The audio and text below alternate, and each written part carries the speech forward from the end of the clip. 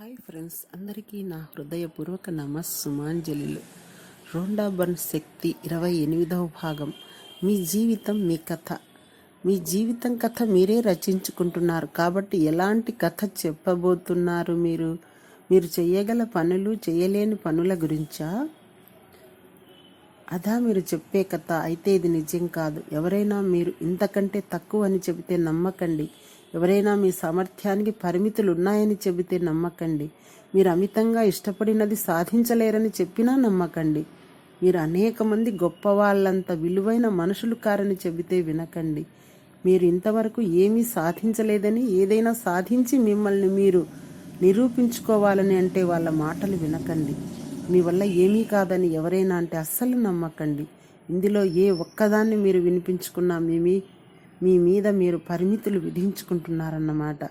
అసలు ముఖ్యంగా వీటిల్లో ఏ ఒక్కటి నిజం కాదు. మీరు ఏమి ఇస్తారో అదే పొందుతారని ప్రేమశక్తి చెబుతున్నది కదా. అలాంటప్పుడు ఆ శక్తి మీరు సమర్థులు కాదని ఎలా అంటుంది? మీరు ఎలా ఉన్నారో అలాగే మీ విలువ మీకుంటుంది. మీరేదైనా ఒక పని సరిగ్గా చేసి ఉండలేదనే జ్ఞానం మీకు కలిగితే ఆ పశ్చాత్తాపమే మిమ్మల్ని శుద్ధి చేస్తుంది, ఆకర్షణ సూత్రాన్ని ఆకట్టుకుంటుంది. ఆదిలో అన్ని సంభావ్యతలే. ఎవరైనా పర్యవేక్షించినప్పుడే ఈ విశ్వం ఉనికిలోకి వస్తుంది.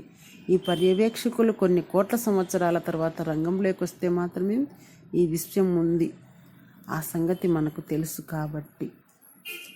Thank you.